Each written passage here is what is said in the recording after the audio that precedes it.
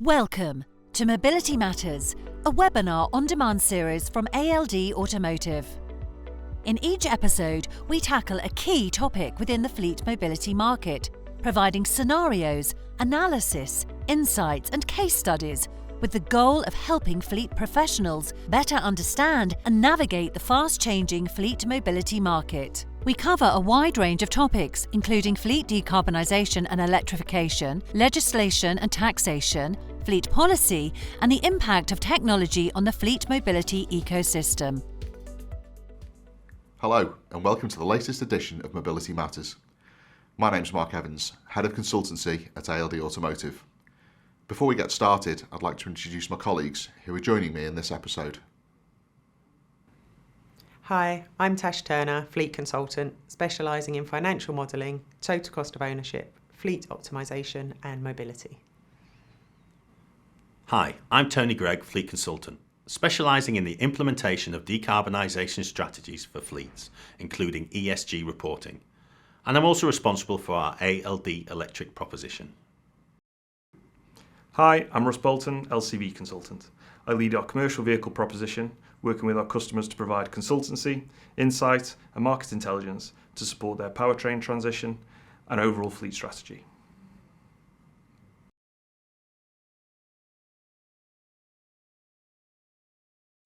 So today we wanted to discuss one of the areas that often has been discussed over the years in terms of vehicle efficiency and in terms of internal combustion engine, petrol and diesel cars. We've always talked about miles per gallon when we've compared efficiency of different models. And that discussion has to change as we move to electric and use miles per kilowatt hour as a way of looking at vehicle efficiency.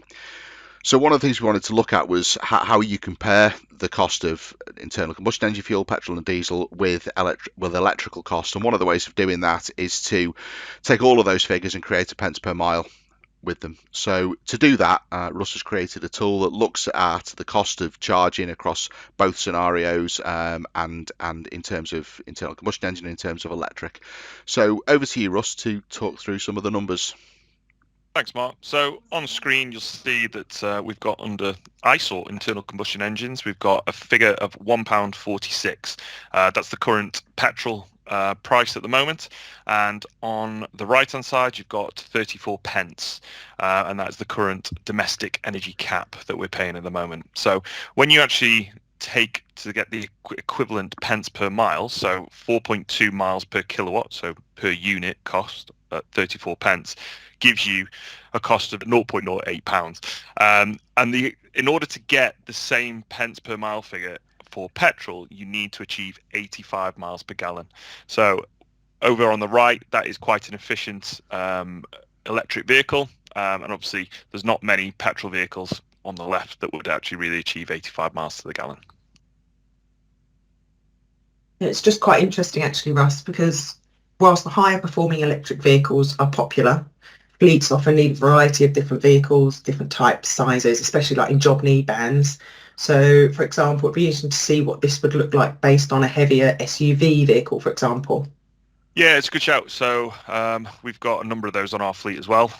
So if we look at we'll compare WLTP first because that's a fairer way of doing it, just to keep it. So the vehicles that we've got they're not hitting that. So I will just caveat that, but the WLTP figure is 3.2 miles per kilowatt, and the equivalent vehicle in a diesel form would be getting about 35 miles to the gallon.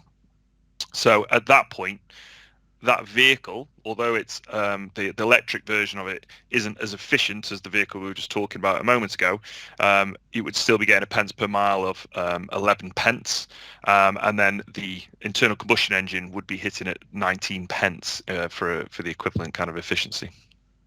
All right, that's great, Russ. Thanks. But what also, if you've got a business working fleet, they'll be using the public network more often, so that's really a higher cost than the cap 34 pence per kilowatt hour paid at home. What would it be like if it was like 75 pence for using the public network? So if you look at when the unit rate changes, so 75 pence at 3.2 miles per kilowatt, it actually takes it a lot higher at 23 pence per mile. But again, if we go back to the 4.2 miles per kilowatt, obviously it's going to reduce with the efficiency. So in comparison, when you're paying on the public network, it's very dependent on the vehicle that you choose and the efficiency that vehicle has in order to keep your pence per mile as low as possible. So when we were looking at a fleet policy and reviewing vehicle choice and whether this is car or van, it's really important to understand that both the efficiency of the ICE vehicle that we're reviewing as a comparison, but also the relative efficiency between different models of electric vehicle. 100%, and it's a conversation that's not been had enough with fleets. Everyone seems to think that it's electric, therefore it's cheap, but not all EVs are equal, and therefore, when we are doing that analysis, we really need to bring that into the conversation, and obviously then start to look at what the dependence of you've got other things like range, so how dependent a particular vehicle might be on the public charging network in comparison to another vehicle, depending on battery size and range of vehicle and efficiency as well. So there's more to talk about rather than just saying it's EV, it's going to be cheaper. Brilliant. Thanks for that, Russ. And really useful example there of that variability in cost in different scenarios. So thank you for joining us today on this edition of Mobility Matters.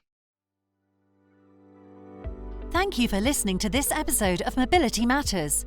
If you wish to learn more about the topics discussed in this or any other episode, or wish to find out about the products and solutions we provide to fleet operators, please visit www.aldautomotive.co.uk/future.